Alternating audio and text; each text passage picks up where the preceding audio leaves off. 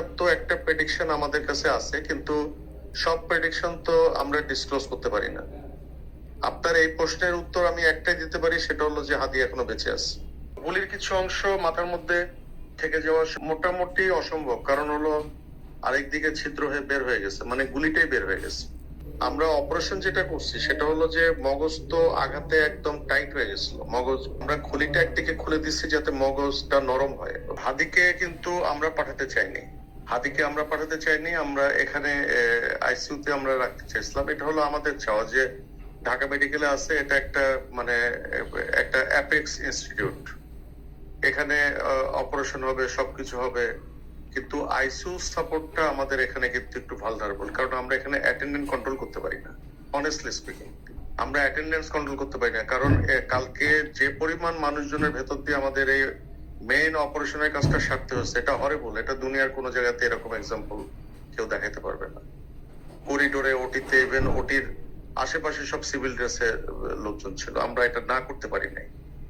বাইরে স্লোগান, আমাদের director আর্মিকে invite করছে, তারা এসে ম্যানেজ করছে, মানে একটা হরিবল একটা সিচুয়েশন।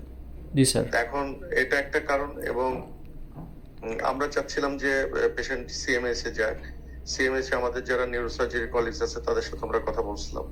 এটা অ্যাকচুয়ালি হাদির যারা নেয়ার ডেয়ার, যারা নিকটাত্মীয়, মানে ভাই এবং ওনার সংগঠনের যারা, তারাই কিন্তু সিদ্ধান্ত নিচ্ছে যে পেশেন্ট এভার কেয়ারে যাক। গুলির কিছু অংশ মাথার মধ্যে থেকে যাওয়া মোটামুটি অসম্ভব, কারণ হলো আরেকদিকে ছিদ্র হয়ে বের হয়ে গেছে, মানে গুলিটাই বের হয়ে গেছে, এবং যেদিক দিয়ে ছিদ্র হয়ে বের হয়েছে ফ্র্যাগমেন্ট গুলো তো আমরা সংরক্ষণ করছি ফর ডকুমেন্টেশন, কিন্তু ওর ভেতরে কিছু অংশ, মানে বুলেটের সাথে হয়তো আরো কিছু জিনিস, লেড কম্পোনেন্ট গুলো থাকে, ওগুলো কিন্তু আমরা একটা পাইছি আর কি, ব্রেন ম্যাটারের সাথে বের হয়ে আসা। তো আর আমরা যে সিটি স্ক্যানটা করছি, এখানে কিন্তু মানে বুলেটের অস্তিত্ব বোঝা যায়, সেরকম কিন্তু আমরা পাইনি। সর্বোচ্চ চিকিৎসা এখন তো আমরা আইসিইউ ম্যানেজমেন্ট ছাড়া আর কিছু দেখছি না। এটা আইসিইউ ম্যানেজমেন্ট যেটা, সেটা দেওয়া হচ্ছে, আইসিইউতে রেখে যে ম্যানেজমেন্ট গুলো সেটা বাঁচায় রাখার চেষ্টা। আর আমরা অপারেশন যেটা করছি সেটা হলো যে মগজ তো আঘাতে একদম টাইট হয়ে গেছিল, মগজ শক্ত হয়ে গেছিল পানি জমে, তো আমরা খুলিটা একদিকে খুলে দিচ্ছি যাতে মগজটা নরম হয়, পানিটা যাতে বের হয়ে যায়, বা মগজ যাতে সফট হওয়ার সুযোগ পায়, যাতে ওর ভেতর অক্সিজেন এবং ব্লাড যেতে পারে। এটাই হলো এই অপারেশনের বেসিক্স আর কি।